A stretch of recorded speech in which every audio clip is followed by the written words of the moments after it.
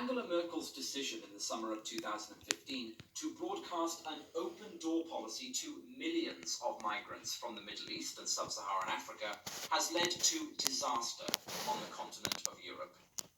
The sheer numbers alone are impossible to cope with. Add to this the inability to determine genuine refugees from economic migrants, potential contributors from guaranteed dependents, and harmless secularists from dangerous fanatics, and we are faced with a seemingly insurmountable challenge that is shattering national economies, endangering the lives of the public, and even leading to the breakup of the European Union itself. In other words, this is a crisis, a large crisis. In fact, if you've got a moment, it's a 12-story crisis with a magnificent entrance hall, curtain throughout, 24-hour porterage, and an enormous sign on the roof saying, "This is a large crisis. A large crisis requires a large plan." Unfortunately, we don't have a large plan. We have no plan. In fact, we have worse than no plan. We have Lily Allen. Now, for those of you unaware, Ms. Allen is a British pop singer and the latest in a zombie-like horde of celebrity virtue signalers on this issue. You know the type I mean, the champagne socialists who manage to leave their 8-bedroom apartments in Kensington for 5 minutes to lecture the rest of us on how we need to do more. Yeah, she's one of them. And they are just fantastic ambassadors for their cause, aren't they? You'll remember the Jude Law episode, of course, where the guy turned up to a migrant camp earlier in the year hoping they'd all be delighted to see him for some reason, and is instead met with gangs of rock-throwing men who attack his bodyguards and steal their possessions, causing him to totally lose it. Kill them! Kill them all! Okay, well that last bit didn't happen, but you get the point. And then we had Emma Watson, who, after being such a fierce advocate for the migrants settling in Europe, was challenged to spend a week with them in one of the camps. And she was apparently even considering this at one stage, presumably until someone finally reminded the poor girl that she's not actually a wizard and won't in fact be able to deploy the Cruciatus curse to ward off hordes of third world Muslims who, as we all know, are just shining examples of chivalry when it comes to the fairer sex. So a precedent for utter embarrassment has been well and truly set here, and needless to say, Lily manages to live up to it. Here she is, on behalf of the BBC, talking to a young lad in the recently demolished migrant camp of Calais, the French city connected via the Channel Tunnel to Folkestone in South England. Why did you leave Afghanistan?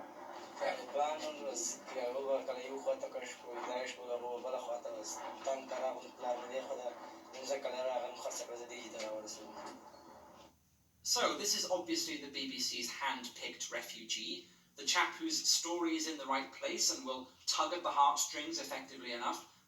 This is the problem. What they're attempting here is to take a case that by all accounts seems relatively innocent.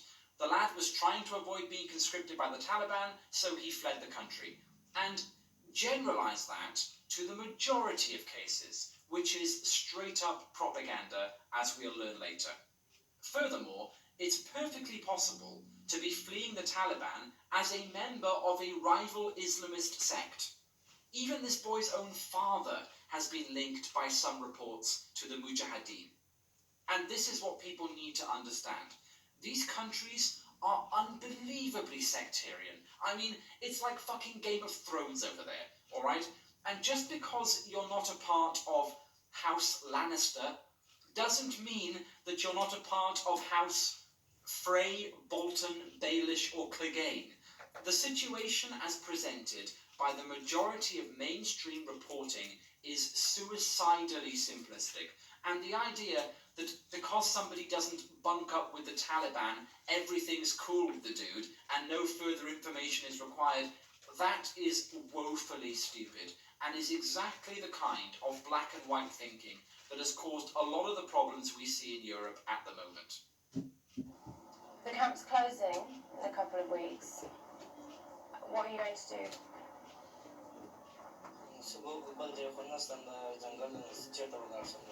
So you've been trying to jump on lorries to get over into the UK. That must be terrifying? Is that scary? It's probably scary. It's also illegal. You can't do that. And here we get to the crux of the issue, okay? You don't get to break into countries, especially when the place you already reside is relatively safe. He's in France, okay? Last time I checked, France was still a bastion of civilization. Every person who has hitched a ride across the English Channel has flouted all manner of international law. You are required to claim asylum in the first safe country in which you arrive. You don't get to settle in Hungary just because you like the architecture, in Italy to try the ice cream, or in Sweden because the girls are hot, all right? These are not decisions you get to make. If you have family in a specific country, which this guy in fact does, you can make an application to that country and submit your case for processing. What you don't get to do is violate the sovereignty of the very place you expect to take care of you. Hardly the best start to a relationship, wouldn't you say?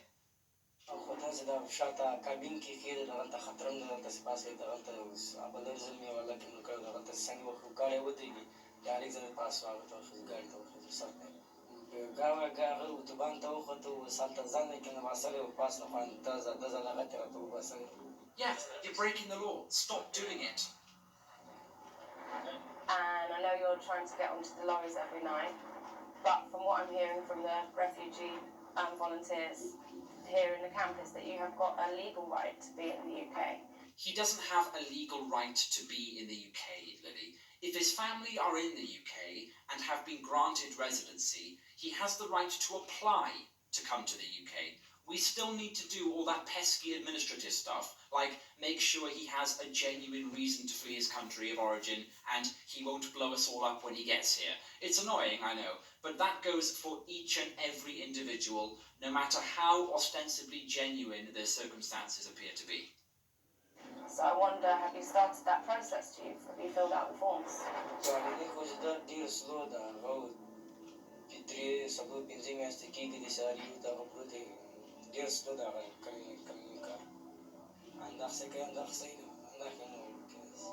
Not better for us, but screw us, right? I mean, it's only our country. Now I'm a little suspicious, because 4 months is nothing, okay? That's a football season, for crying out loud. Why not apply for asylum to Britain from France and show some respect for the people who, if your need is genuine, may ultimately decide to take you in? Now, this is pure speculation, in his case, of course, but perhaps Rod Liddell offers a potential answer for us.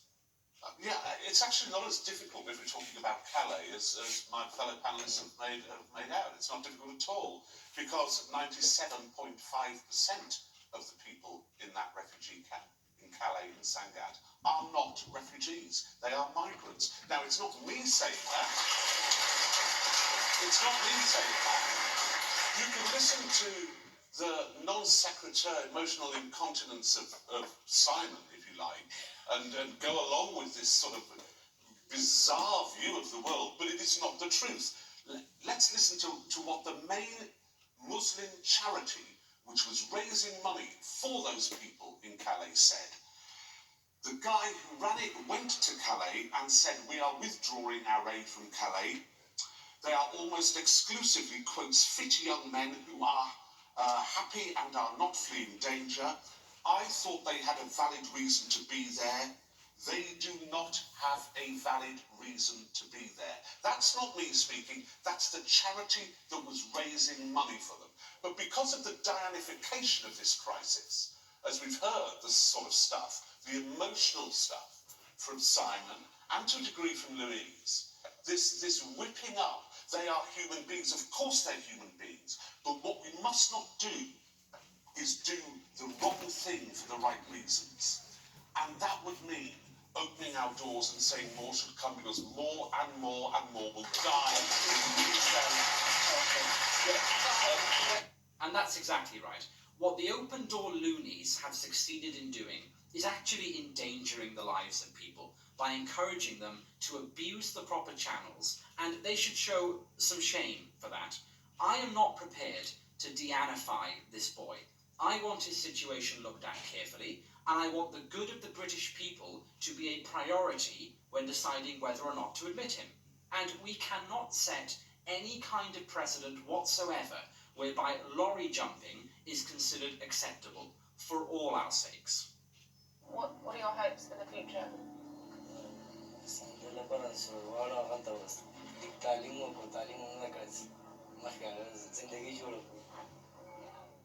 Just seems that 3 different intervals in this young boy's life, the English in particular, have put you in danger.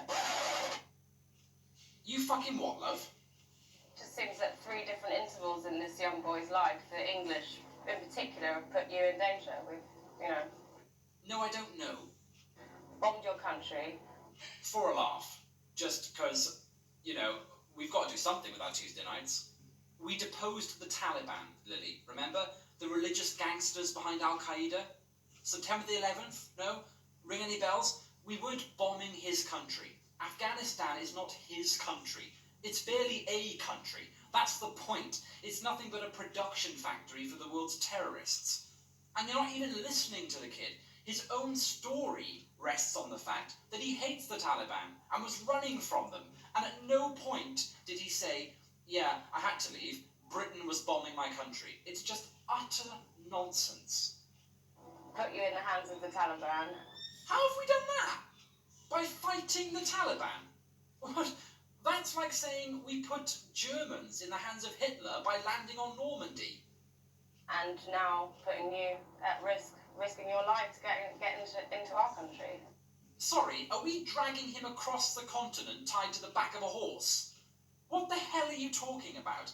You notice how she just sucks all responsibility out of these people? He, along with plenty of others, is choosing to break international, French and British law by attempting to enter the UK illegally, and that's our fault, is it? Using that logic, you can blame the UK for just about anything. Yeah, I mean, the British had an empire once, which means we created the Taliban, and now we're making you murder your own mother. It's pathetic. That seems... I apologise on behalf of my country. I'm sorry. Oh, Jesus. Yeah, I'm sorry too. I'm really sorry. I'm So very... Fuck you! You apologise for yourself, okay? You know what was amazing about this? The young man's father, remember, formerly of a pro-Islamist faction, was reportedly baffled by this apology and couldn't understand it. We hate ourselves more than our enemies hate us. I mean, should we just pack up and end civilization now? We had a good run, I suppose. Oh, for fuck's sake. This is so embarrassing. Reminds me of a catchy song, though.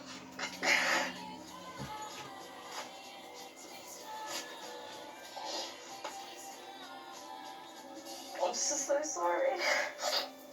Buy him a house, then. I mean, you can do that. But of course, she can't really, because she's not just talking about him. She no doubt feels this way about every migrant in Calais and every migrant in general. She wants them all, presumably, to enter